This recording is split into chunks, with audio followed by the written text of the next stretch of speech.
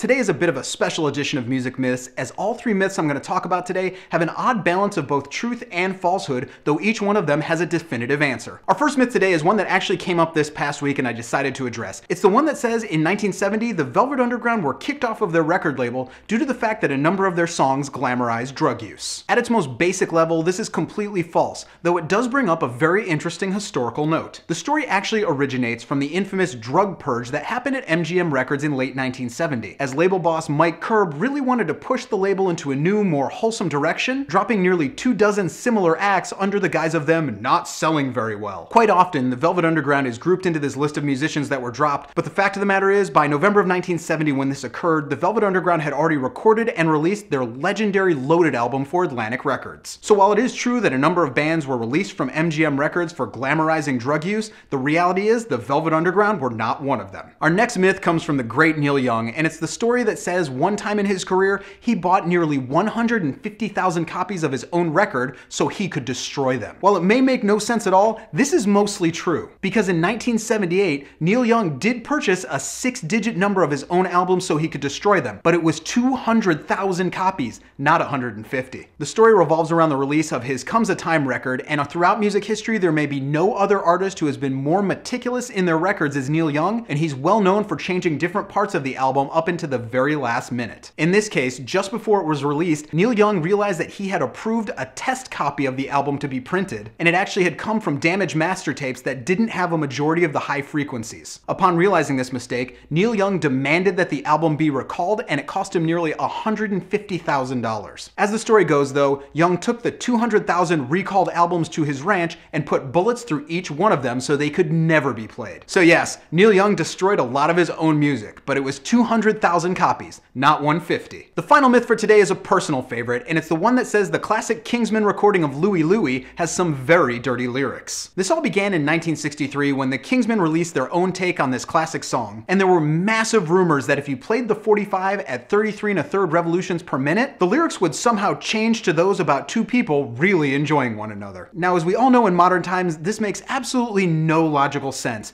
but in the 1960s, this caught on so heavy that the FBI conducted a 30-month investigation into the lyrics. No, I am not kidding. But while the lyrics themselves are not all that questionable, the Kingsmen version of Louie Louie does in fact contain my favorite and most overlooked F-bomb in all of music history. This one has flown under the radar to such a point that to this day, most radio stations that play the song include this swear word. You see, all across the Kingsmen version of Louie Louie, they are messing up left and right. And after the first verse, you can hear the drummer go for a second verse while the rest of the band goes to the chorus. It's what creates that kind of odd drum roll and fill that you hear that just sounds awkward. But it's about 10 seconds later, around the 55-second mark of the song, that you hear him scream that word. Some claim it was due to him knocking his sticks together, some people claim that it was because he was so frustrated by messing up the drum sequence, but there's no question, you can absolutely 100% hear Lynn Easton yell the F-bomb at the top of his lungs. It's on nearly every single released version of the song, and I've linked a version of it below so you can check it out right now. The band messes up again later in the song, and that's one of the reasons this song is such a classic, and in terms of dirty words, Louie Louie absolutely has one. So those are myths for today. I hope you dug them. Be sure to check back here every single Thursday as I dig into some of the greatest stories in music history, and be here every day for all the music news, reviews, and knowledge you'll ever need.